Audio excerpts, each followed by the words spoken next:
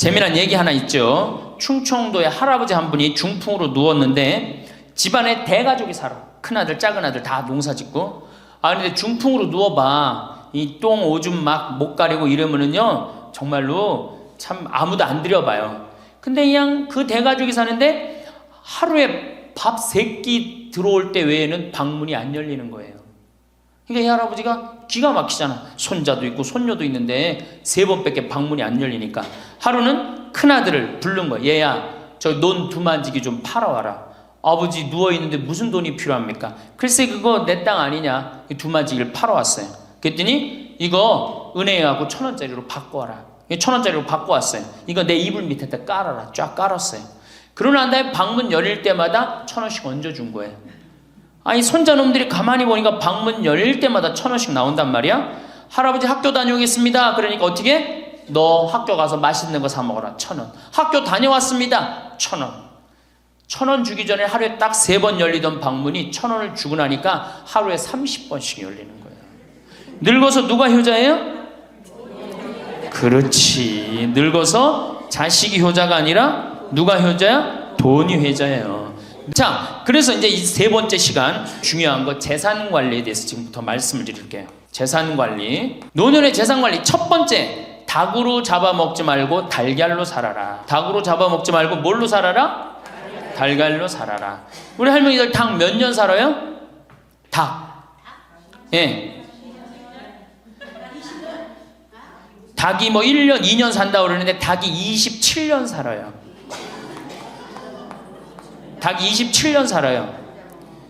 안 잡아먹으면 안 죽어요. 우리가 잡아먹어서 빨리 죽는 거지 안 잡아먹으면 안 죽어요. 그럼 내가 키운 닭이 지금 7년 키운 닭이 있는데 300알 정도 나요. 300알 정도. 아주 더울 때, 아주 추울 때 빼고는 다 나요. 그러면 우리 할머니들 닭 잡아먹으면 어때 그날? 어때 그날? 좋잖아요. 닭다리도 뜯어먹고 국물도 먹고 그 배 갈라갖고 찹쌀도 넣고 그냥 거기서 찹쌀도 먹고. 다음날 있어요 없어요? 아무것도 없죠? 달걀은 계란 후라이도 해먹고 계란찜도 해먹고 달걀찜도 해먹고 그 다음에 생달걀 먹기도 하고 그 다음 뿅아리도 까고 굉장히 좋죠? 근데 늙어서 대부분이 뭘로 잡아먹어요? 재산을? 닭으로 잡아먹는 거예요. 어떻게 잡아먹어?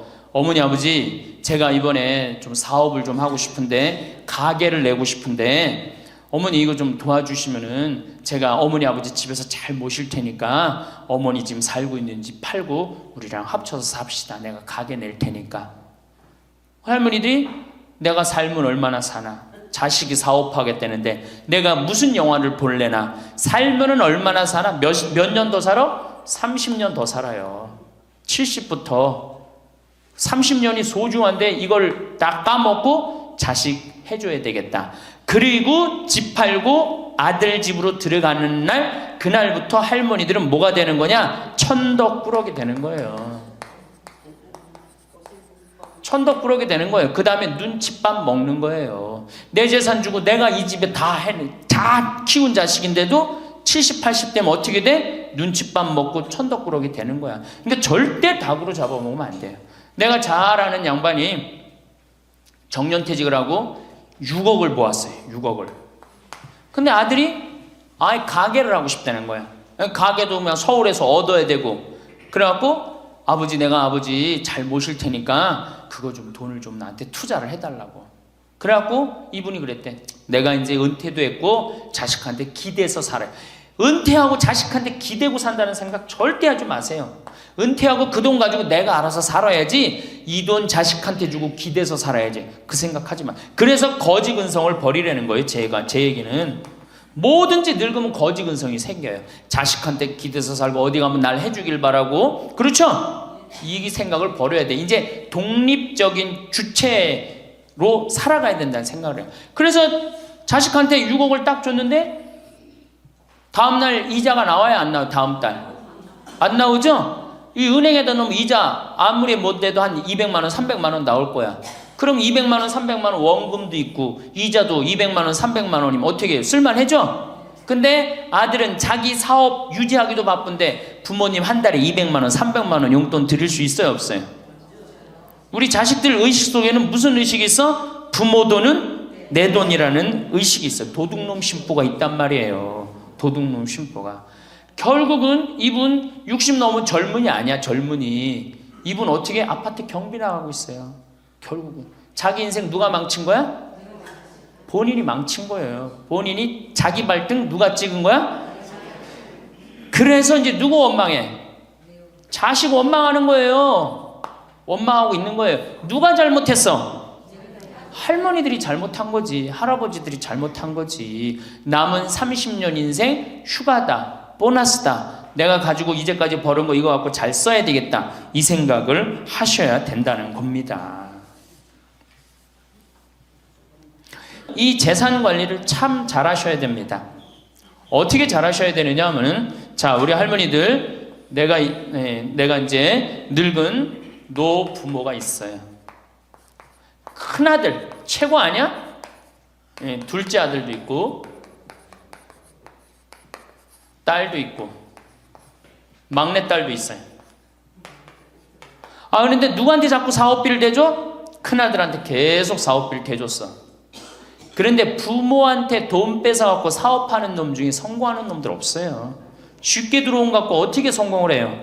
그래갖고 이놈이 IMF 때 쫄딱 망했어. 쫄딱 망해갖고 집도 다 날라가 버렸어. 집도 다 날라가니까 이 노부부도 이제 돈 한 푼도 없고 다 날렸어. 보증선 것까지 해갖고 은행에 다 날렸어. 그러면은 둘째 아들네 집에 가면 둘째 아들이 받아줄 것 같아? 안 받아줄 것 같아?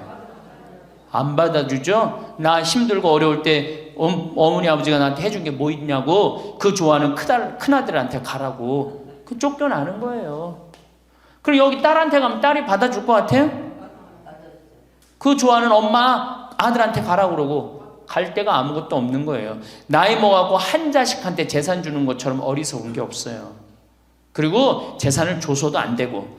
그러니까 기브 앤드 테이크를 해야 돼. 나이 먹어서. 기브 앤드 어떻게? 테이크. 주고 받아야 돼. 제가 평화방송에서도 한번 얘기했지만 우리 어머니가 저한테 예전에 내 차가 고장이 났었어요. 에어컨이. 그랬더니 내 차를 한번 타보시더니 신부님 차 고장이 나고 어떻게 하느냐고 그래갖고 은행에서 돈을 찾아갖고 10,000원짜리를 이렇게 신문지에 싸갖고 왔어. 너 수표로 갖고 어떤데 그래갖고 이렇게 싸갖고 왔어요. 그래서 어머니가 주신 돈으로 소나타 EF 소나타 골드를 샀어요. 그러니까 내가 어머니가 나한테 그 엄청난 좋은 차를 사줬기 때문에 난 지금 어머니한테 용돈 드리는 거 하나도 아깝지 않아요. 아깝지 않을 뿐더러 지금 내가 용돈을 앞으로 10년을 들여도 못 갚아요. 그러니까 기브 앤드 테이크야. 우리 누나도 어머니가 차를 한 대 사줬어요. 누나도. 그래갖고 어머니가 강원도 놀러 가고 싶다. 언제든지 모시고 와. 왜? 차 사줬으니까. 지리산 놀러 가고 싶다. 그럼 언제든지 모시고 가요. 기브 앤드 테이크예요. 큰아들, 딸이 대학에 들어갔어요. 작년에 어머니가 그렇더라고. 내 첫 손녀 대학 들어가니까 대학 등록금은 내가 내마. 그거 딱 내주는 거예요. 얼마나 좋아요. 네. 그러니까 우리 집은 어머니가 수원 정자동에 사는데 자식들이 반경 1km에 다 붙어 삽니다. 왜 붙어 살까요?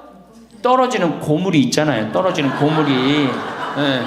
그러니까 반경 1km 다 붙어 사는 거예요. 또 반대로 제가 우리 자식들한테 원칙을 정해놨어요. 부모님한테 용돈 드리는 원칙. 그래서 우리 어머니 아버지가 1년에 연봉 2천만 원이 넘어요. 자식한테 받는 용돈이. 많이 받죠? 그러면 그 돈 가지고 어머니 아버지가 당신을 위해서 쓰십니까? 또 모아뒀다가 어떻게? 자식한테 쓰고. 그래야지 치매가 안 걸리는 거예요. 저는 정말로 감사한 게 우리 어머니 아버지가 아직도 아파서 병원에 입원 한 번도 안 했다는 거예요. 지금도 이제 소백산에 송이 캐러 가신다고 나한테 전화를 하셨어요. 가실지 안 가실지 모르겠지만 그럼 또 소백산 꼭대기까지 뛰어 올라갔다 뛰어 내려오는 거예요. 우리 아버지. 그게 좋은 거예요. 부모 자식 지간이 그래야지 뭐가 싹 터요? 사랑이 싹 트는 거예요. 효도는 이제 없어진 시대고 뭐만 남아있는 거예요? 사랑을 하느냐 안 하느냐만 남아있는 거예요. 이걸 누가 잘해야 돼? 할머니들이 잘해야 되는 거예요. 한 자식한테 몰아주지 말고 어느 자식 불쌍하다고 계속 보증서 주지 말고 그럴 것도 없어요. 그냥 은행에 가갖고 어떻게 딱 맡기고 난 다음에 그거 갖다가 쓰면 되는 거예요. 자, 닭으로 잡아먹지 말고 뭘로 해라? 달걀로 살아라. 그러니까 자식한테 절대 주지 말고. 그럼 신부님 무슨 재주로 달걀로 삽니까? 방법이 뭡니까? 부동산에 집착하지 마라. 늙어서 부동산에 집착하지 말라. 우리 할머니들 지금 안양 거기 그 주공하고 이 인공마을 그 개발돼 갖고 지금 아파트 한 채에 3억, 4억, 5억 한다 그러죠? 그러면 할머니들이 지금 4억짜리 아파트 살 이유가 있어요? 4억짜리 살 아파트가 있어요? 그걸 팔으라는 거예요. 그거를 팔고 어떻게?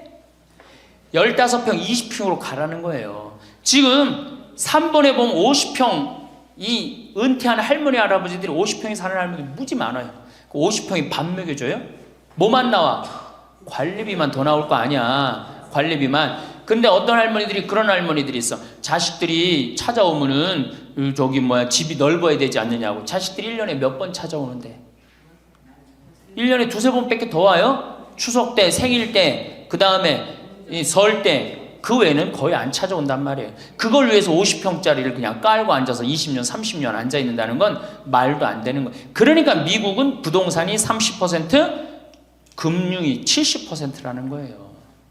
그러니까 만약에 좁은 집에 해갖고 은행에다가 이 집 3번에 뭐 5억, 6억이라는데 그거 은행에다 넣어놓으면은 어머니, 아버지 인사 갈게요. 그래, 인사 오면 내가 호텔로 와라. 호텔에서 내가 맛있는 거 사줄 테니까. 그리고 먹어서 보내요.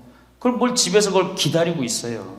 그래서 부동산 지금 영모기지론이라는 거 아시죠? 자, 지금 4억짜리 아파트를 팔았어. 그럼 2억짜리 하나 그냥 얻으라는 거예요. 그 임대 아파트든지 조금만 아파트를 줄여서 가라는 거예요. 그러고 난 다음에 2억은 은행에다 넣으면 1억을 은행에다 넣으면 어떤 상품이 있느냐면 1년에 100만 원씩 나와요. 한 달에 100만 원씩. 그래갖고 이게 10년 동안 나와요. 10년 동안. 10년 후에는 1억 없어지는 거예요. 근데 할머니들 한 달에 100만 원 나오면 쓸만해, 안 쓸만해요? 쓸만하죠? 예. 만약 2억을 집어넣으면 어떻게 나올까? 한 달에 얼마가 나와? 200만 원이 나오는 거예요. 200만 원 다 써요? 못 써요? 못 쓰죠? 그럼 한 50만 원은 혹시 10년 후에 또 살지 모르잖아. 그러니까 그거 또 은행에다 연금으로 또 하나 묶어두라는 거 10년 동안. 그럼 10년 후에 또 나온다는 얘기예요. 그렇게 해갖고 내가 이제 70에 집을 정리했어. 80이 됐는데 안 주고 그럼 90까지 나온단 말이에요. 이렇게 한 달에 150만 원 가지고 냉면 먹고 싶으면 냉면 먹으러 가고, 그 다음에 내가 다음 시간에 내일 얘기하겠지만은 수영장 다니고 헬스장 다니고 춤 배우러 다니고 경복궁 가고 창덕궁 가고 평창 놀러 오고 이렇게 살면은요 절대, 제가 성공적인 노화라고 미국에서 20년 동안 연구한 책 한 권을 다 읽었어요. 그랬더니 그렇게 사는 할머니 할아버지들은 중간에 쓰러지는 법이 없다는 거예요. 96%가 건강하게 살다가 죽을 때 많이 고생해 한 달, 두 달이라는 거예요. 그러니까 어떻게 죽을 수가 있는 거야? 꼴까닥 죽을 수가 있는 거야. 돈을 쓰다 죽어야지 꼴까닥 죽는 거지, 안 쓰고 가만히 있으면 바로 병든다는 거예요. 바로 병든다는 거예요. 그러니까 우리 할머니들 어떻게 하셔야 돼? 부동산 어떻게? 내일 어떻게? 내일 은행 가갖고 어떻게?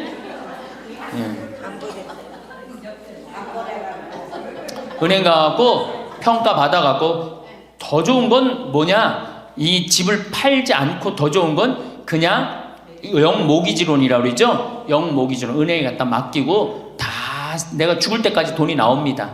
죽을 그때까지 돈이 나오고 죽으면은 누가 갖고 가? 은행이 갖고 가는 거예요. 그러면은 우리 할머니들 아까 제가 말씀드렸죠? 재산이 나오면 반은 국가가 갖고 가고 반은 자식들이 싸워. 반은 써보지도 못하는 거야. 물론 이것도 못 써보는 거야. 근데 내가 이걸 전부 다 은행에다 맡겨갖고 요 자식 용돈 주고 싶으면, 아까 기브 앤 테이크 말씀드렸죠? 용돈 주고 싶으면 용돈 주고 먹고 싶으면 다 내가 쓰다가 나라 경제도 돌아가잖아. 500만 명이 이렇게 쓴다고 생각해봐. 경제 돌아갈 것 같아? 안 돌아갈 것 같아요? 잘 돌아가요. 쓰고 싶은 거 쓰고 하고 싶은 거 하고 다니고 싶은 거 다니고 다 하다가 죽으면 누가 갖고 가? 은행이 갖고 가는 거야. 자식도 안 싸우고 얼마나 좋아요. 그러니까 닭으로 잡아먹지 말고 뭘로 살아라? 달걀로 살아라. 그 다음에 부동산에 집착하지 말아라. 또 노년에 믿지 말라 원칙이 있어요. 노년에 뭘 믿지 마라? 첫 번째로 배우자를 믿지 말래. 남편을 믿지 말라 이거예요. 재산 관리를 어떻게 해야 돼? 노년에 공동으로 해야 돼요. 한번 어떤 할아버지가 어느 대학에 재산을 100억인가 할머니하고 상의도 안 하고 기증한 적 있죠? 저는 그거 바람직하지 않다고 생각해요. 혼자 번 거 아니잖아요. 같이 버는 거 아니야, 같이. 그러니까 할머니들 지금 재산 많은 재산은 아니겠지만은 그래도 재산 읽은 거 남편 혼자 읽었어요? 아니죠? 근데 남편이 할머니하고 상의도 없이 둘째 아들 보증 딱 써주고 왔어. 근데 그게 싹 날라가 버렸어. 그러면은 남편 보면 미워요, 안 미워요? 죽을 때까지 미운 거예요. 그건 삶하고 직접 연결되기 때문에. 그러니까 배우자를 믿으면 안 돼요. 제가 본당 신부할 때 농담 반 진담 반으로 항상 그래요. 마누라를 믿지 말아라. 그럼 할아버지들 와서 신부님 그래도 우리가 어떻게 살았는데 마누라가 내 돈을 해먹을 수가 있겠어요? 그건 가봐야 하는 겁니다. 가봐야 하는 겁니다. 그런데 제가 여기 이제 본당 신부 관두고 이제 평창에 와서 농사 짓고 사는데 할아버지 한 분이 내가 세례를 준 할아버지예요. 그 할아버지가 배 만드는 회사의 공장장이셨어요. 대단한 분이죠. 정말로 멋있게 생기셔서 머리도 쫙 넘기고. 그런데 저한테 와갖고 나하고 얘기를 좀 하자고 그러더라고요. 그래서 얘기했더니 신부님이 교리하고 신부님이 강론할 때 마누라를 믿지 말고 자식을 믿지 말라고 그랬는데 제가 그 얘기 들었을 때 내가 이 가정을 위해서 평생을 노력했는데 나를 무시할 수 있을까 그런 생각을 했대요. 근데 당신이 은퇴하고 난 다음에 자식들 아파트 한 채씩 다 사주고 평생 배 만든다고 자식들은 서울에서 살지만 본인은 저 아래 가서 살았단 말이야. 너무너무 미안해갖고 이 아파트 이름도 부인 이름으로 해주고 부인한테 2억인가 3억인가 현찰로 줬대요. 그러니까 자기 가족인 걸 다 나눠준 거예요. 근데 그게 딱 나눠주고 나니까 부인이 이혼하자고 그랬대요. 이혼하자고. 정말로. 그래서 너무 놀랬대요. 왜 난 평생 당신 자식들 키우고 뒷바라지만 했는데 당신 평생 해고 싶은 대로 다 하고 이제 집에 들어와고 나보고 뒷바라지 하라는 거냐? 난 못한다. 그러더라는 거예요. 그래갖고 그러면 나 혼자 살 돈이라도 줘라. 그 돈을 내가 왜 주냐? 그 할아버지가 나한테 와서 울면서 얘기하는 거예요. 절대 배우자를 믿으면 안 돼. 우리 어머니가 한 6년 전인가 아버지가 이렇게 자식들이 용돈 주면 이렇게 통장에 돈을 모아두는 통장이 있어요. 한 500만 원인가 600만 원 모아졌는데 어머니가 꼬신 거예요. 70이 돼서. 여보 우리 살면 얼마나 사냐, 우리 수의나 좀 하나 해두자. 당신 거 내 거 나중에 자식들 불편하지 않게. 그럼 우리 아버지 또 착하니까 이제 갚는다고 어머니가 뭐 3월인가 4월에 돈 나오는 게 있으니까 1월 달에 수의하자고 그래갖고 아버지가 줬대요. 갚는다고 그래서 지금도 아직도 안 갚았어요. 지금도. 이 마누라를 믿으면 안 돼요. 마누라를 믿으면. 그리고 또 한 가지 중요한 거, 수의해놨는데 지금 6년 전인가 7년 전에 600만 원인가 700만 원짜리 2분 수의해놨는데 그거 지금 죽지도 않고 그거 장롱에서 썩고 있어. 썩고. 제발 그런 짓 하지 마세요. 수의는 왜 안 한? 내가 지금도 그래. 그 600만 원 거 갖고 먹는 거 사 먹었으면은 무지하게 사 먹었을 거야. 동네 할머니들 다 사주고 멋있게 살았을 거야. 그런데도 어떻게 죽지도 않을 거면서 그런 거 해도. 우리 어머니 아버지는 뭐 제가 이거 장담하는 건 좀 그랬지만 지금 근력으로는 최소한 10년은 더 사세요. 그러니까 20년 후에 죽을 수의를 이른해 해둔다는 게 말이 돼요? 안 되는 거지. 그러니까 우리 할머니들 외로우니까 동네에서 막 뭐 화장지도 주고 뭐 바가지도 주고 그냥, 그리고 결정적으로 한 방에 그냥 싹 해가는 거 뭐 비싼 거 하나 다 그냥 사기당하고 그러는 거야. 참 그래서 공부해야 되는 거예요. 그래서 정규학교가 필요해야 되니까 4년제.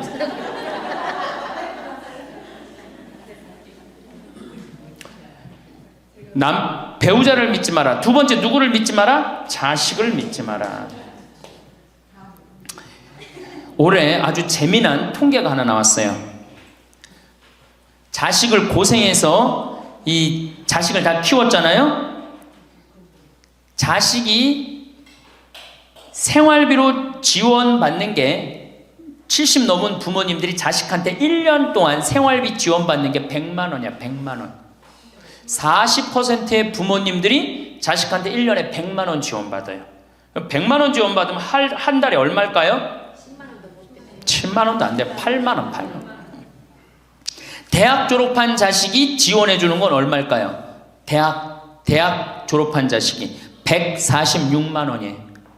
대학 졸업한 자식이. 그러니까 대학 졸업한 자식은, 대학 안 졸업한 자식은 9만 원 정도 부모한테 대주고, 대학 졸업한 자식은 11만 원, 2만 원 정도 대주는 거예요. 대학 보내나 안 보내나 늙어서는 어떻게? 똑같아. 그러니까 내가 자식 대학 보냈다고 호강할 거다, 그런 생각하지 말라는 거예요. 자식들이 투자는 저희에게 맡기시고 당신은 인생에 투자하십시오. 딱 쪽박 차기 쉬운 얘기예요. 지금 시대가 어떤 시대인데. 그래서 노년은 투자하는 시기가 아니라 뭐 하는 시기야? 관리하는 시기예요. 투자하는 시기가 아니라 관리하는 시기야. 노년은. 그러니까 우리 할머니들은 내가 가지고 있는 걸 얼마나 관리하느냐에 따라서 삶이 결정돼. 우리 할머니들 지금 뭐 어디 땅 사갖고 땅값 좀 뭐 하려고. 내가 아파트 지금, 내가 어떤 할머니를 보니까 83살인데 판교에 청약을 했어. 판교에 청약을. 그럼 83살 먹은 할머니가 판교에 청약한 이유는 오로지 뭐 하나야? 자식한테 물려주려고 그러는 거. 왜? 10년, 뭐 지금은 또 제도가 바뀐다고 그러지만 10년 동안 그 판매를 못하게 돼 있어요. 아파트를 한번 사도. 안타까운 거죠. 그거 할 돈 있으면 10년 동안 할머니 시컨 쓰다 죽어야 되는데, 죽으면서까지 누구 생각하는 거? 우리는 자식들 생각하는 거야. 참. 근데 그 자식들이 그런 부모를 안 하냔 말이야. 아까 시 읽은 것처럼 자식 위에 쓰는 돈은 아낌없이 쓰건만은 부모 위에 쓰는 돈은 하나둘씩 따져보내. 자식들의 손을 잡고 외식함도 잡건만은 늙은 부모 위해서는 외출 한번 못하도다. 또 얘기하잖아. 애완동물 병이 나면 가축병원 달려간다. 그러니까 우리 할머니가 10번째라고. 맞아요. 그 자식들한테 뭘 그렇게 해 대냔 말이야. 제발 그러지 마세요. 다 쓰다가 남으면 누구한테 갖다 줘? 한시모님한테 갖다 줘. 한시모님한테. 한시모님한테 갖다 주기 싫으면 나한테 갖고 오든지, 아니면 나한테 갖고 오기 싫으면 어디에 갖다 줘? 복지시설에 갖다 주고 돌아가세요. 자식한테 주지 말고. 자, 이거 다 들어요. 평화방송 나중에 다 볼 거니까 걱정하지 마시고. 자, 인간은 살아있는 동안 기필코 노년기를 맞이할 수밖에 없다. 각기 연령층에 따라 특별한 은총을 갖고 있기에 늙는다는 것을 굳이 슬퍼할 이유는 없다. 늙었다는 것이 어떤 특별한 자랑이 될 것도 아니련만 고집들이 보통이 아닌 것이 오히려 서글프다. 늙어서 친구들이 더 그리우면서도 만나면 너그럽게 이해하고 보살펴 하련만 남의 탓 들춰내면서 자기 우정의 교류를 단절시키는 것이 아쉽다. 자꾸 나이를 먹으면 단절을 한단 말이야. 그러지 말라는 거예요. 마음도 넓게 가지고. 살아온 길이 각기 다르기 때문에 너와 내가 서로 다름을 깊이 인정하여야 하지만 자기만의 삶의 길이 옳은 것인양 우쭐대는 모습이 우습다.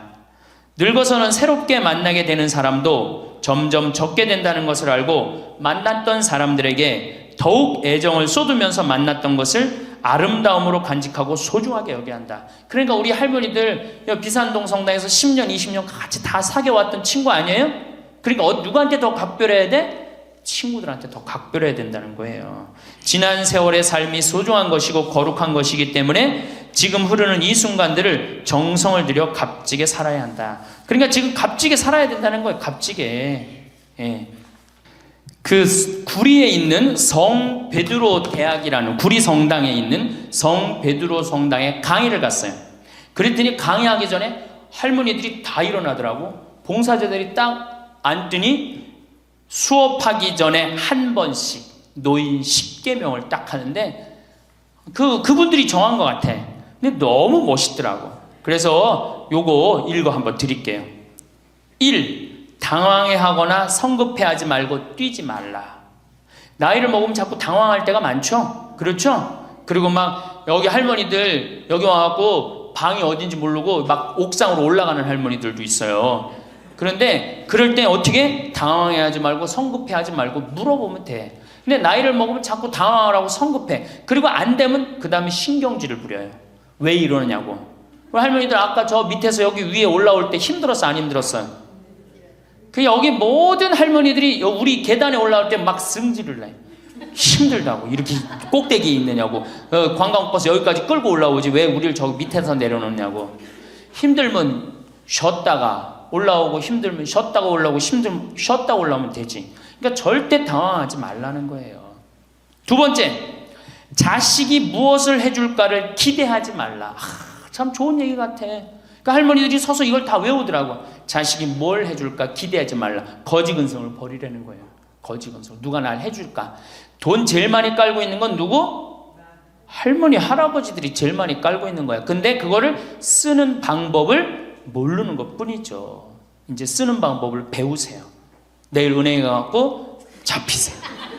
잡혀갖고 대출해갖고 한 달에 100만 원씩 딱딱 연금으로 이렇게 빼서 딱딱 쓰는, 돈 쓰는 재미로 늙어서 살아야지 그 재미 없으면 못 살아요. 세 번째, 고집 부리지 말라. 고집 부리지 말라. 60년 70년 살아온 가닥이 있잖아요. 그렇죠? 그러니까 그 경험을 절대 포기하지 않는 거예요. 그러니까 새로운 걸 안 받아들이는 거지. 고집 피는 할머니들 많죠. 네 번째, 시샘하지 마라. 왜 이렇게 또 욕심이 많어? 나이 먹으면 그냥 옆집 할망구가 뭐 아들이 와서 뭐 했다고 그러면 그냥 참 속에서 그냥 부글부글 끓죠. 시샘하지 말라. 다섯 번째, 공치사하지 말라. 이것도 참 좋은 것 같아. 공치사. 내가 니네들 어떻게 키웠는데, 내가 니네들 어떻게 키웠는데, 아플 때 업어서 밤에 이 약국에 달려가고 막 두들겨가고 내가 너를 어떻게 키웠는데. 그냥 대동아 전쟁부터 뭐 이렇게 할 얘기가 많아. 얘기만 하면 그냥 대동아 전쟁에 시집와갖고 고생한 얘기, 6.25 전쟁 때 피난 간 얘기, 전쟁 끝나고 나는데 똥구멍이 찢어지게 가난하게 고생한 얘기, 그냥 줄줄이 그냥. 어떤 할머니는 비산동에 있었던 그 할머니는 아마 돌아가셨을 거야. 굉장히 나이 먹은 할머니인데 고해소에 들어오면요, 3공학에 잘못한 거, 4공화국에 잘못한 거, 5공화국에 공화국별로 죄를 고백해요. 그런데 이 할머니는 죄의 본질은 뭐야? 이렇게 힘들게 내가 살아왔는데, 내가 자식 하나를 키웠는데 이 자식이 너무너무 속을 썩여갖고 지난주 너무 속상해갖고 줄미살 빠진 거야. 죄는 줄미살 빠진 건데 이 줄미살 빠지는 과정을 3공화국부터 설명을 해야 돼. 3공화국, 4공화국, 5공화국. 그런데 다음에 또 고해성사 보면 신부님 내가 3공화국 때, 4공화국 때, 5공화국 때 꼭 얘기를 해요. 변함없이 1년 365일 고해서 들어오면 내가 외워. 그래. 저 할머니가 하면 그래. 3공화국 때, 뭐 이승만 때 뭐 똑같이 해요. 다 외워. 내가 끝까지. 그러지 마세요. 공치사하지 말라는 거야. 내가 옛날에 너희들을 어떻게 키웠는데. 애들은 뭘로 들어? 그 잔소리로 들리는 거예요. 잔소리로. 그리고 과거를 얘기하는 건 불행한 거예요. 미래를 얘기해야 돼요. 미국에 할머니 한 분이 99살에 대학을 들어갔어요. 경영학과를 들어갔어요. 102살에 졸업한대요. 네 할머니 꿈이 뭔지 알아요? 102살에 졸업해갖고 취직해갖고 그거 버는 돈으로 아프리카의 어려운 애들 도와주는 게 꿈이야. 이 할머니는 99이라도 나가 보기에는 할머니 아니에요. 대학생이지. 나이는 숫자에 불과한 거예요. 나이는. 그러니까 우리 할머니들 과거 얘기하지 마라. 뭘 얘기해? 미래. 앞으로 뭘 할 거다. 내가 앞으로 3년 동안 돈 모아서 성지순례 갈 거다. 김경환 성당 갈 거다. 3년 동안 돈 모아서 내가 제주도 이시돌 목장 갈 거다. 내가 돈 모아갖고 뭘 할 거다. 미래를 얘기하란 말이야. 과거 얘기하지 말고. 심지어 우리가 다 살았는데 다 살게 뭘 다 살아. 아직도 20년 30년 남아있는데. 여섯 번째, 날마다 샤워하라. 이것도 참 멋있는 것 같아. 날마다 샤워하라. 안 씻고 사는 할머니들 많죠? 그렇죠? 근데 날마다 샤워하는 거 참 좋은 것 같아. 날마다 속옷을 갈아입어라. 그렇죠? 그러니까 항상 깨끗하게 살라는 거예요. 항상 깨끗한 옷, 이쁜 한복 이런 것도 입고 곱게 좀 있으라는 거야. 맨날 이건 뭐 몸빼바지 비슷한 거 입고 그냥 돌아다니지 말고 파마도 좀 이쁘게 하고. 그러니까 내가 항상 하는 얘기 아니야. 여기 온 할머니들 지금 딸이 있는지 아들이 있는지 금방 구분이 돼. 아들만 있는 할머니는 어때? 파마를 어떻게 하고 와? 철모 뒤집어 쓴 것처럼 해고 와요. 아들만 있는 할머니들 몇 있어 지금 그런 할머니들. 예. 자기 아들은 엄마가 파마를 철모 뒤집어 쓴 거 했든지 뭐 했든지 관심 없어요. 딸이나 돼야지 엄마 그 좀 염색도 좀 하고 웨이브도 좀 이렇게 주고 그러라고 그러지. 이 8번째, 많이 듣고 조금만 말하라. 많이 듣고 많이 들으라는 거니 공부하라는 얘기예요. 공부. 제가 내일 이제 그 얘기는 드릴 거예요. 그 다음에 9번째, 많이 움직이고 많이 걸어라. 이 굉장히 중요해요. 나이 먹으면 자꾸 근육이 땡기기 때문에 걷고 싶어 안 걷고 싶어요? 안 걷고 싶죠? 그러니까 안 걷고 싶으니까 그냥 집에서 참 쪼그리고 앉아있어. 쪼그리고 앉아있으면 굳는 거예요. 그대로 굳어버리는 거예요. 쪼그리고 앉아있으면. 그러니까 가능한 한 많이 걸으라는 거야. 그러니까 성당 평일미사 열심히 다니세요. 그냥 다닐 수 있을 때까지 다니시는 게 좋은 거예요. 그러니까 우리 할머니들은 지금 이 나이에 비산동 성당에 어르신 성경대학 나와서 배우지, 평일미사 나오지, 성경대학 나오면 밥 주지, 친구 있지. 아, 하느님 믿어서 받는 은총이 어때요? 정말 엄청난 거예요. 그런데 하느님한테 죽을 때 안 바치고 죽고 누구한테 주고 죽으려고 그래? 외국의 신앙이 깊은 사람들은요, 죽을 때 다 교회에 기증하고 죽어요. 신앙이 깊은 사람들은 자식한테 물려준다는 생각이 없어요. 우리나라처럼 이렇게 자식한테 매이는 나라가 없어요. 10번째, 이게 이제 그 얘기를 딱 해내. 욕심을 줄이고 나누어 주어라. 욕심을 줄이고 나누어 주어라. 계속 나눠 주고 이제 얼마 안 남았는데 뭘 그렇게 끌어안아? 계속 나눠 주라는 거예요. 계속. 그래서 이게 우리 할머니들, 제가 우리 할머니들 보면은 어디 잔치집에 가면은 뭐부터 챙겨? 음식 싸가려고 그러죠? 욕심 피는 거예요. 음식 싸가려고 그러고 하나라도 더 가져가려고 그러고. 아니 지금 가지고 있는 거 고아원에 떡 한 번 갖다 주고 무료양론에 밥 한 번 더 갖다 주는 게 지금 급선무지. 내가 싸갖고 가갖고 그거 다 상한 거 뭐 하려고 먹어. 그러니까 우리 할머니들 어르신 성경대학에 전심 줘야 안 줘요? 주죠? 1년에 보통 며칠 정도 얻어먹어요? 한 40일? 한 달에 4번 정도 먹으니까 방학 있고 그러면 한 40일 정도 얻어먹죠? 40일 얻어먹으면 양로원에, 무료 양로원에 가서 밥 한 끼 대접해야 될 거 아니야. 어르신 성경대학이 먹고 땡! 그렇지? 먹고 땡이죠? 그러니 이게 이게 하느님의 자식이 아닌 거지. 껍데기만 자식인 거죠. 이제 어떻게? 욕심을 줄이고 나누어 주어라. 난 이 구리성당 그 성베드로 대학에서 일어나고 이걸 외우는데 멋있더라고요. 우리 할머니들도 이렇게 노년을 멋있게 사세요. 내일은 노년을 어떻게 하면 멋있게 사느냐, 정말 내일은 제대로 제가 내일 말씀을 드릴 거예요. 그래서 우리 할머니들 이제 이거 끝나고 여 바깥에 지금 이제 모닥불 피고 놀 거죠? 네, 모닥불 지금 펴줄 거야. 그 모닥불 피면은, 자, 우리 젊은 사람들한테 이 남은 이 지금 30년, 40년이 소중해? 지금 10년 남은 할머니들이 소중해? 10년 남은 할머니들이 소중해지? 그러니까 오늘 밤에 모닥불 펴줄 테니까 이 밤을 불살르라고. 예? 원 없이 그냥 즐겁게 노시라고. 예? 본당 신부님도 온다고 내가 통화했으니까 이 밤을 불살르고 즐겁게 보내세요. 아까 보니까 벌써 춤추고 노래하는 할머니들이 있는데 그렇게 사셔야 된다는 거예요. 제발 자식 걱정하지 말고. 자식 걱정한들 해결해 줄 수도 없고 자식의 마음에 담지도 않아. 근심 걱정 다 털어버리고 어떻게? 모닥불 펴놓고 이 밤을 불살르시기 바랍니다. 할머니 한 분이 기가 막힌 시를 하나 저한테 주셨어요. 제목은 허무입니다. 허무. 부모 부생 모육 그 은혜가 태산보다 높고 큰데 청춘 남녀 많다지만 효자 효부 안 보이네. 시집가는 새색시가 시부모를 마다하고 장가가는 아들들은 살림나기 바쁘도다. 그러니까 아들 키워도 소용없다니까. 그냥 여우 같은 마누라 그냥 쫓아나가기 바쁘다 이거죠. 제 자식이 장난치면 싱글벙글 웃으면서 부모님이 훈계하면 듣기 싫은 표정이네. 시끄러운 아이 소리 잘한다고 손뼉치며 부모님의 회심 소리 듣기 싫어 빈정대네. 제 자식이 오줌 똥은 맨손으로 주무르나 부모님의 기침갈에 불결하여 밥 못 먹네. 과자 봉지 들고 와서 아이 손에 쥐어주고 부모 위에 고기 한 근 사올 줄을 모르도다. 애완동물 병이 나면 가축병원 달려가고 늙은 부모 병이 나면 그러려니 태어나고 10자식을 키운 부모 하나같이 키웠건만 10자식은 한 부모를 귀찮스레 여겨지네.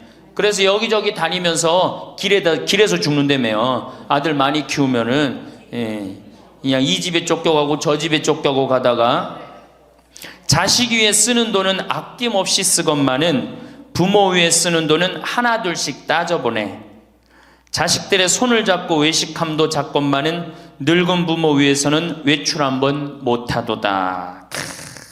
좋은 것 같아요. 아주 요즘 우리 할머니들이 받는 서름을 기가 막히게 표현한 것 같아요. 예. 이런 거 듣고 고개만 끄덕일 게 아니라 실질적으로 이렇게 살아란 말이에요. 이런 자식들을 위해서 뭘 재산을 물려준다고 돈 안 쓰고 깔고 앉아갖고 그냥 참 쥐고 있어요. 내일 어떻게? 은행 당장에 가갖고 어떻게? 은행에다 잡혀갖고 대출 받아서 다 쓰다 죽으세요. 다 쓰다가. 자, 이제 노인 학대를 얘기 좀 하겠습니다. 노인 학대를 보면 정서적으로 41%가 정서적으로 노인을 무시하는 거예요. 늙었다고, 모른다고, 무식하다고. 엄마가 뭘 알아? 가만히 아무것도 하지 말고 가만히 있어. 근데 또 이 늙으면 아무것도 하지 말라고 가만히 있으라고 그러면 더 해요.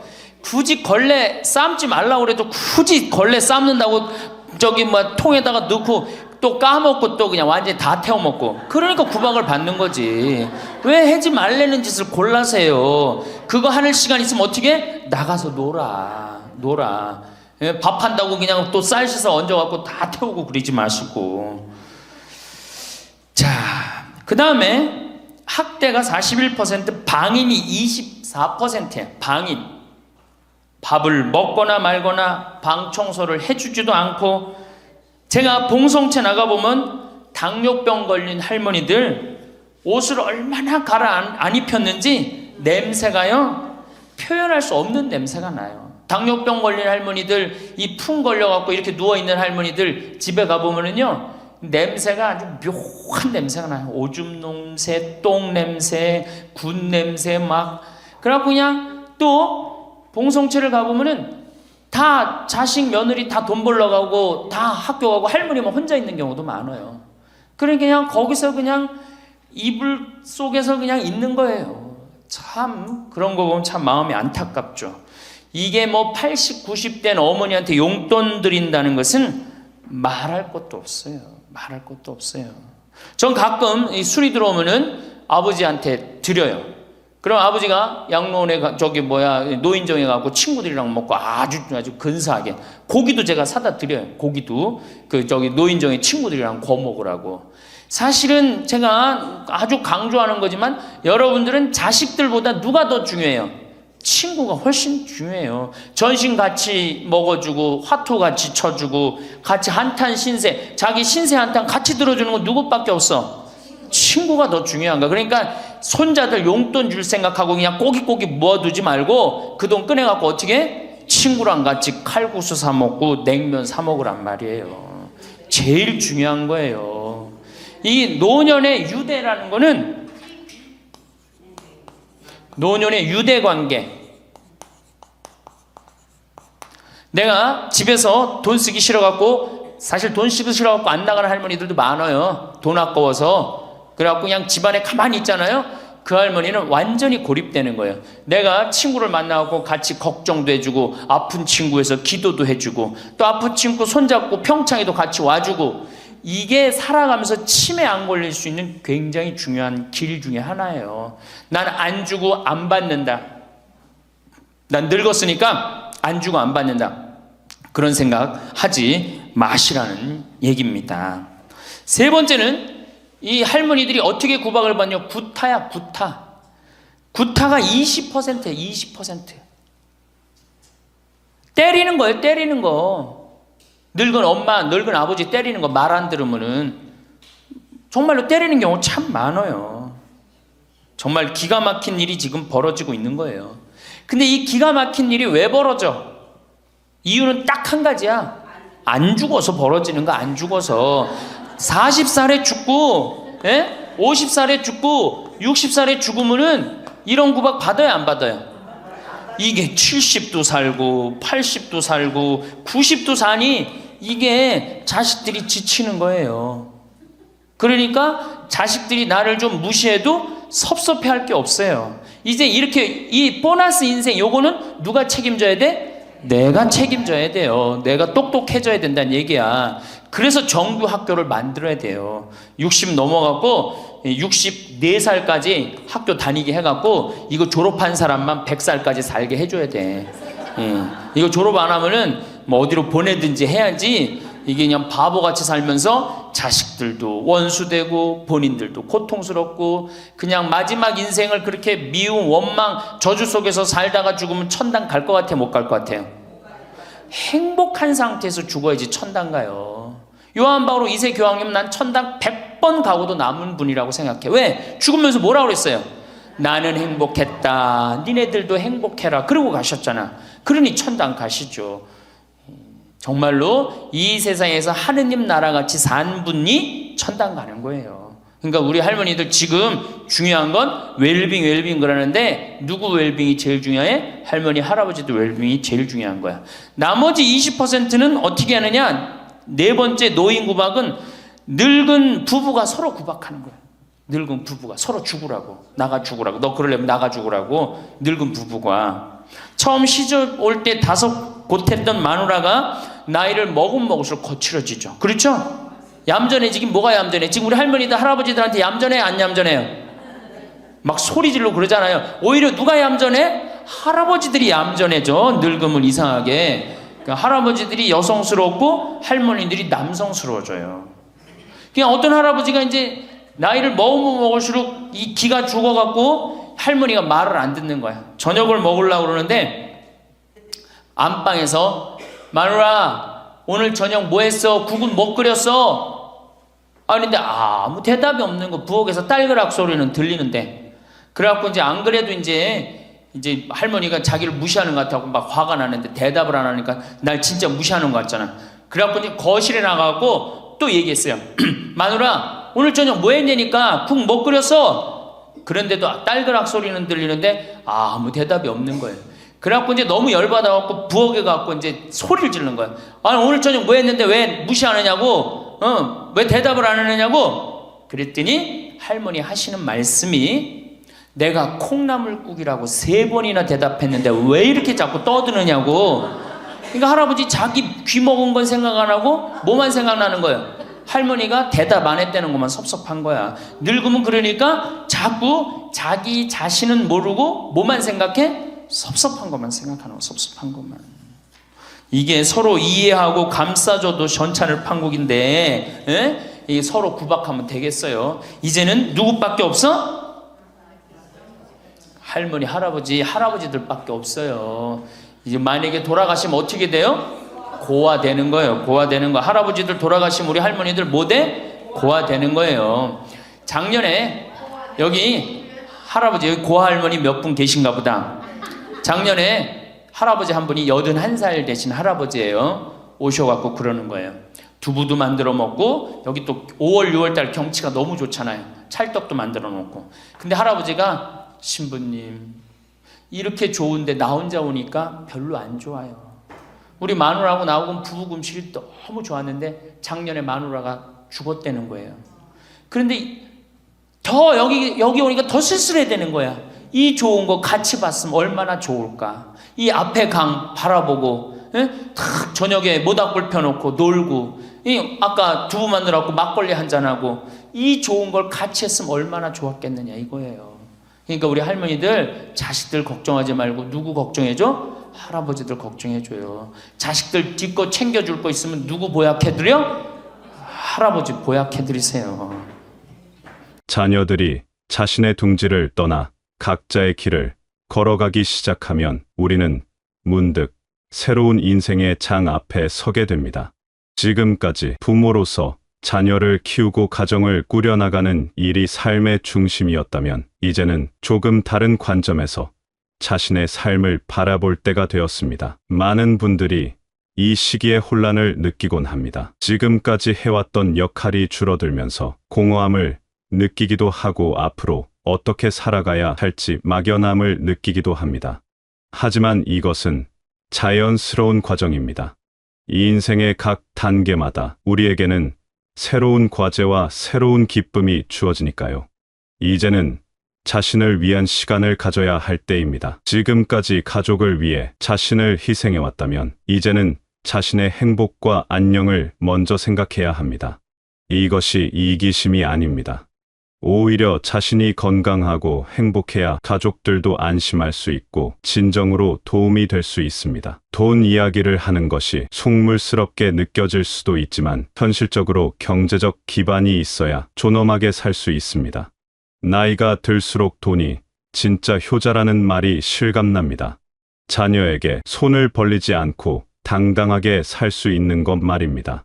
병원에 갈 때마다 치료비 걱정을 하거나 생활비가 부족해서 자녀들 눈치를 봐야 한다면 얼마나 마음이 무거울까요? 반대로 자신의 통장에 적당한 돈이 있어서 아플 때는 좋은 병원에 가고 하고 싶은 일이 있으면 주저없이 할 수 있다면 얼마나 마음이 편할까요?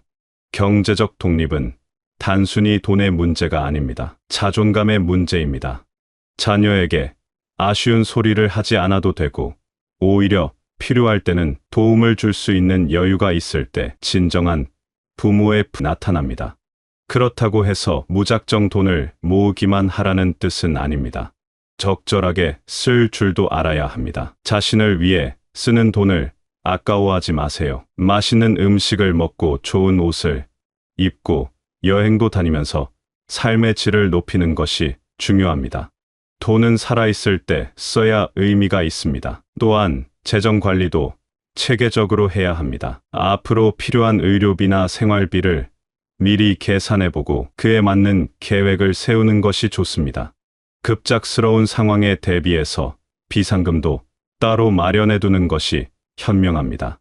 자녀를 키우면서 우리는 자연스럽게 기대를 하게 됩니다. 나중에 커서 우리를 부양해 줄 것이라는 기대, 효도를 해줄 것이라는 기대, 자주 안부를 물어줄 것이라는 기대 말입니다. 하지만 이런 기대가 때로는 독이 될 수 있습니다. 자녀들도 자신의 삶이 있습니다. 직장 생활도 해야 하고 자신의 가정도 꾸려나가야 합니다. 경제적으로도 여유롭지 않은 경우가 많고 시간적으로도 바쁩니다. 이런 상황에서 부모에 대한 부담까지 지게 되면 자녀들도 힘들어집니다. 기대가 클수록 실망도 큽니다. 자녀가 자주 연락하지 않으면 서운해하고 생일을 챙겨주지 않으면 섭해합니다. 경제적 도움을 주지 않으면 배은망덕하다고 생각하기도 합니다. 하지만 이런 감정들이 쌓이면 결국 가족 관계만 나빠집니다.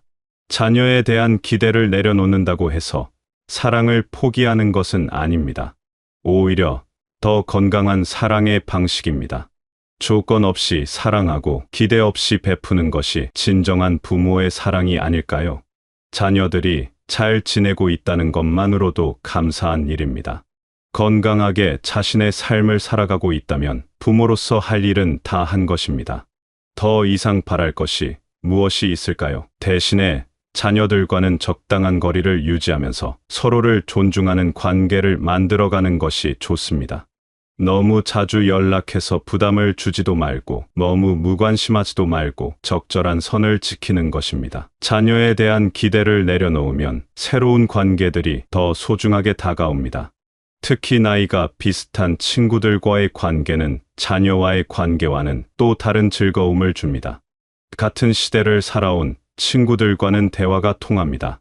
비슷한 경험을 했고 비슷한 추억을 가지고 있기 때문입니다.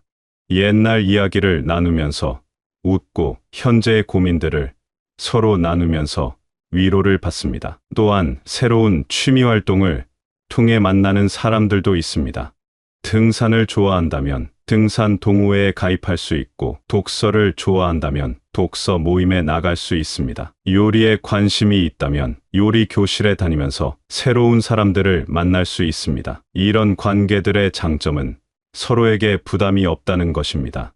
가족 관계처럼 의무감이나 책임감이 없기 때문에 순수하게 즐거움만 나눌 수 있습니다. 만나고 싶을 때 만나고, 혼자 있고 싶을 때는 혼자 있을 수 있는 자유로운 관계입니다. 물론 새로운 사람들과 관계를 맺는 것이 쉽지는 않습니다. 나이가 들수록 새로운 사람에게 마음을 여는 것이 어려워지고 상대방도 마찬가지입니다. 하지만 용기를 내어 한 걸음씩 다가가다 보면 뜻밖의 좋은 인연을 만날 수 있습니다. 중요한 것은 먼저 마음을 여는 것입니다. 상대방을 판단하거나 평가하려 하지 말고 있는 그대로 받아들이려는 마음가짐이 필요합니다. 그리고 자신도 완벽하지 않다는 것을 인정하고 겸손한 마음으로 다가가는 것이 좋습니다. 나이가 들면 자꾸 과거를 돌아보게 되고 다른 사람과 자신을 비교하게 됩니다. 젊을 때 더 열심히 살았어야 했는데, 더 많은 돈을 벌었어야 했는데 하는 후회들이 마음을 무겁게 만듭니다. 또한 같은 또래의 다른 사람들과 비교하면서 상대적 박탈감을 느끼기도 합니다. 하지만 과거는 이미 지나간 일입니다. 아무리 후회해도 바꿀 수 없습니다. 다른 사람과의 비교도 마찬가지입니다. 각자 살아온 환경과 조건이 다른데 단순히 결과만 놓고 비교하는 것은 의미가 없습니다. 중요한 것은 지금 이 순간입니다. 오늘 무엇을 할 것인지, 내일 무엇을 계획할 것인지에 집중하는 것이 훨씬 건설적입니다. 과거의 아쉬움에 얽매여 있기보다는 현재 자신이 할 수 있는 일들을 찾아서 실행에 옮기는 것입니다. 새로운 것을 배우는 즐거움도 있습니다. 나이가 들었다고 해서 배움을 포기할 필요는 없습니다. 오히려 시간적 여유가 생겼으니 젊을 때 하지 못했던 공부를 할 수 있는 기회입니다. 외국어를 배울 수도 있고, 악기를 배울 수도 있고, 그림을 그릴 수도 있습니다. 몸을 움직이는 것도 중요합니다. 건강한 신체에 건강한 정신이 깃든다는 말이 있습니다. 매일 산책을 하거나 간단한 운동을 하면서 몸의 활력을 유지하는 것이 좋습니다. 몸이 건강해야 마음도 건강해집니다. 또한 다른 사람을 위해 봉사하는 일도 의미가 있습니다. 자신의 경험과 지혜를 후배들과 나누거나 어려운 이웃을 도우면서 보람을 찾을 수 있습니다. 주는 것이 받는 것보다 더 큰 기쁨을 준다는 말이 진리입니다.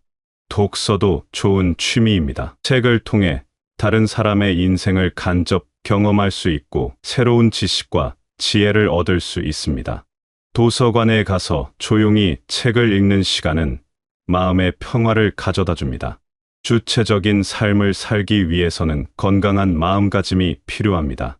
먼저 자신을 있는 그대로 받아들이는 것부터 시작해야 합니다. 완벽하지 않은 자신을 인정하고 그런 자신을 사랑하는 마음이 중요합니다. 나이가 들면서 몸도 예전 같지 않고 기억력도 떨어지고 여러 가지 불편함들이 생깁니다. 이런 변화들을 받아들이지 못하고 계속 젊을 때의 기준으로 자신을 평가한다면 괴로울 수밖에 없습니다. 자연스러운 노화 과정을 받아들이고 그 안에서 자신만의 아름다움을 찾는 것이 지혜입니다. 감사하는 마음도 중요합니다. 지금까지 살아오면서 경험한 모든 것들에 대해 감사할 수 있다면 마음이 풍요로워집니다. 힘들었던 일들도 지금의 자신을 만든 소중한 경험이었고, 기쁜 일들은 말할 것도 없이 감사한 일들입니다. 다른 사람을 이해하고 용서하는 마음도 길어야 합니다. 살다 보면 상처를 주고받는 일들이 있습니다. 그런 일들을 계속 마음에 담고 있으면 자신만 괴로워집니다. 용서는 상대방을 위한 것이 아니라 자신을 위한 것입니다. 유머 감각을 잃지 않는 것도 중요합니다. 작은 일에도 웃을 수 있는 마음이 있다면 인생이 훨씬 가볍고 즐거워집니다. 자신의 실수나 부족함도 유머로 승화시킬 수 있다면 스트레스를 많이 줄일 수 있습니다. 거창한 꿈이나 목표가 없어도 일상 속에서 작은 행복들을 찾을 수 있습니다. 아침에 일어나서 맑은 공기를 마시는 것, 따뜻한 차 한 잔을 마시면서 여유를 느끼는 것, 좋아하는 음악을 들으면서 마음의 평화를 찾는 것, 모두가 소중한 행복입니다. 계절의 변화를 느끼는 것도 즐거움 중 하나입니다. 봄에는 새싹이 돋아나는 것을 보고, 여름에는 푸른 잎사귀를 감상하고, 가을에는 단풍의 아름다움에 감탄하고, 겨울에는 눈 내리는 풍경을 바라보는 것입니다. 요리하는 즐거움도 있습니다. 정성껏 준비한 음식을 맛있게 먹는 것만으로도 하루가 풍요로워집니다. 때로는 새로운 요리에 도전해보는 것도 재미있습니다. 실패해도 괜찮습니다. 그 과정 자체가 즐거움이니까요. 가꾸는 즐거움도 있습니다. 화분의 꽃을 기르거나 작은 텃밭을 만들어서 채소를 키우는 것입니다. 생명이 자라는 것을 지켜보는 일은 신비롭고 감동적입니다. 자신이 기른 것을 수확해서 먹는 기쁨도 특별합니다. 정리정돈을 하는 것도 마음을 정리하는 데 도움이 됩니다. 집 안을 깔끔하게 정리하고 필요 없는 물건들을 정리하면서 마음도 함께 정리됩니다. 새로운 공간이 생기면 새로운 에너지도 생깁니다. 나이가 들수록 인간관계의 질이 중요해집니다. 많은 사람과 얕은 관계를 맺는 것보다는 적은 수라도 깊이 있는 관계를 맺는 것이 좋습니다. 서로를 이해하고 존중하며 진심으로 대화할 수 있는 사람들과 시간을 보내는 것입니다. 갈등이 생겼을 때 해결하는 방법도 중요합니다. 나이가 들어서까지 감정적으로 대응하기보다는 지혜롭게 해결하는 방법을 찾아야 합니다. 때로는 한 발 물러서는 것이 더 현명한 선택일 수 있습니다. 경계를 명확히 하는 것도 필요합니다. 다른 사람의 문제에 지나치게 개입하지 않고 자신의 문제도 다른 사람에게 지나치게 의존하지 않는 것입니다. 적절한 거리감을 유지하면서 건전한 관계를 유지하는 것이 중요합니다. 비판보다는 격려를 하는 습관을 기르는 것이 좋습니다. 다른 사람의 단점을 지적하기보다는 장점을 찾아서 칭찬해 주는 것입니다. 그러면 자연스럽게 사람들이 좋아하게 되고 좋은 관계를 유지할 수 있습니다. 마음의 평화는 외부에서 찾는 것이 아니라 내면에서 찾는 것입니다. 조용히 혼자만의 시간을 가지면서 자신의 마음을 들여다보는 것이 필요합니다. 명상이나 깊은 사색을 통해 마음의 안정을 찾을 수 있습니다. 자연과 가까이 지내는 것도 마음의 평화에 도움이 됩니다. 공원을 산책하거나 강가를 걸으면서 자연의 소리에 귀를 기울이는 것입니다. 바람 소리, 새 소리, 물 흐르는 소리 등이 마음을 편안하게 해줍니다. 규칙적인 생활 패턴을 유지하는 것도 중요합니다. 일정한 시간에 일어나고 식사하고 잠자리에 드는 것입니다. 규칙적인 생활이 몸의 리듬을 안정시키고 마음의 평화에도 도움이 됩니다. 나쁜 뉴스나 부정적인 정보에 지나치게 노출되지 않는 것도 좋습니다. 세상에는 안 좋은 일들이 많이 일어나지만 그것들을 모두 알 필요는 없습니다. 자신의 마음의 평화를 위해서는 선택적으로 정보를 받아들이는 지혜가 필요합니다.